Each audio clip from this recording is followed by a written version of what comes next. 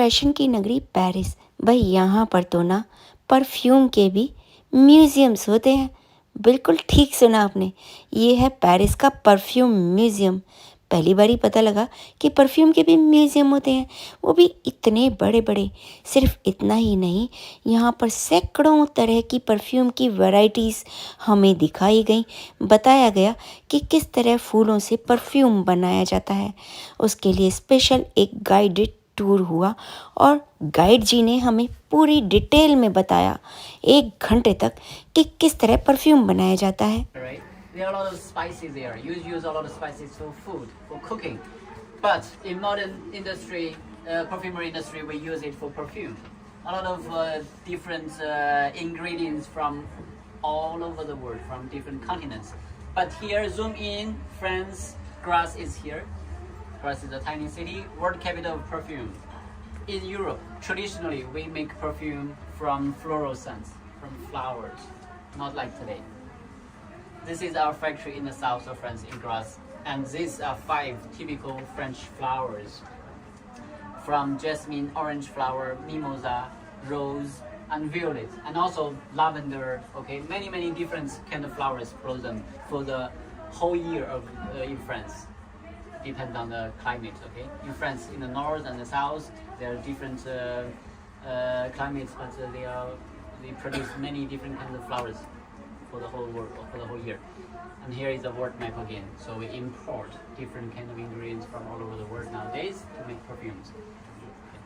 And please follow me. Let's have a look about how. नींबू और संतरे से भी परफ्यूम बनाया जाता है और फूलों से भी परफ्यूम बनाया जाता है।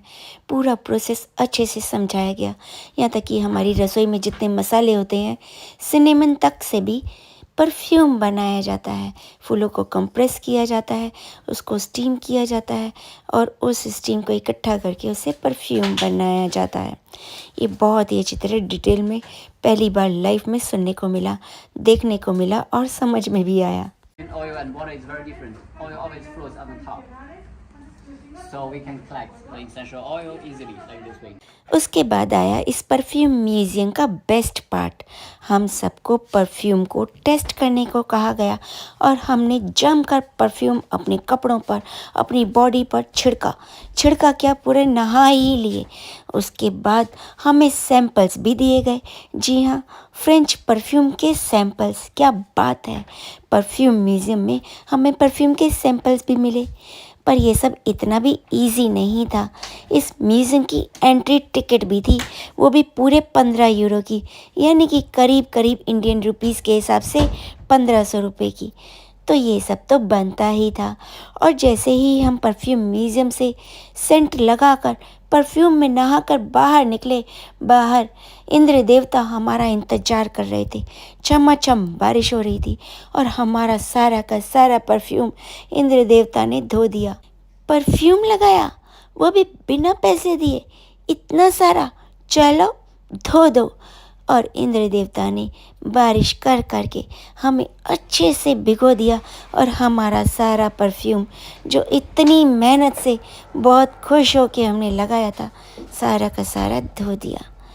और हम सब ठंड में ठिठुरते हुए जाकर वापस बस में बैठ गए और अपने टूर ऑपरेटर से पूछा, भैया अब कहाँ चलना है?